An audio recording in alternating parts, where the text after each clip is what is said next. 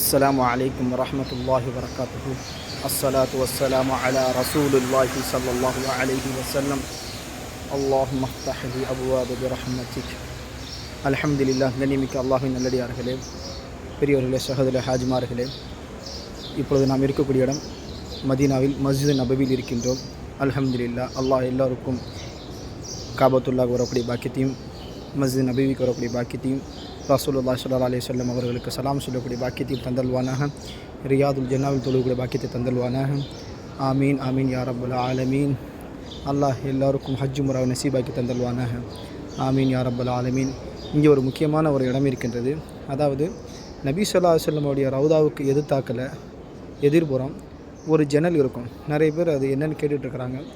அதாவது அது ஜன்னல் என்னென்னு கேட்டிங்கன்னா, ஹஃப்ஸா ரலியல்லாஹு தஆலா அன்ஹா அவங்களுடைய வீடு நபி ஸல்லல்லாஹு அலைஹி வஸல்லம் காலத்தில் அவங்க வீடு எதிர்த்தாக்கில் இருந்துச்சு. அவருடைய மறைவுக்கு பிறகு அந்த ஜன்னல் வழியாக நபி ஸல்லல்லாஹு அலைஹி வஸல்லம் அவர்களை தீதார் செய்வார்கள். நபி அலைஹிஸ்ஸலாத்து வஸ்ஸலாம் அவர்களை ஜன்னல் வழியாக தீதார் செய்வார்கள். அது உமர் ரலியல்லாஹு தஆலா அன்ஹுடைய ஆட்சி காலத்தில் பள்ளிவாசலுடைய விரிவாக்கத்திற்காக இடத்தை கேட்கும்பொழுது அவர்கள் தரமாட்டார்கள். உமர் ரலியல்லாஹுடைய மகளார் தான் ஹஃப்ஸா ரலியல்லாஹு தஆலா அன்ஹா அவர்கள். அப்பொழுது அவர்கள் இடம் கொடுக்காதனால சிரமம் ஏற்படும்.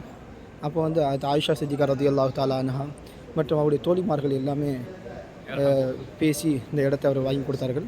அப்பொழுது ஹஃப்ஸா ரலியல்லாஹு தஆலா சொன்ன வார்த்தை என்னவென்று கேட்டால், இந்த ஜன்னல் எப்போவுமே திறந்திருக்கும் கியாமத் வரைக்கும். அந்த ஜன்னல் தான் இந்த ஜன்னல். நீங்கள் பார்க்கக்கூடிய ஜன்னல்.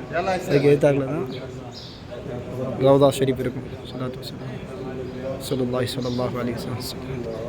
ஓகே யா ரசூலுல்லாஹ். ஹஃப்ஸா ரலியல்லாஹு தஆலா அவங்களுடைய வீடு இந்த ஜன்னல் கியாமத் வரைக்கும் திறந்திருக்கும். வரக்கூடிய ஹாஜிமார் எல்லாருமே பார்க்கலாம்.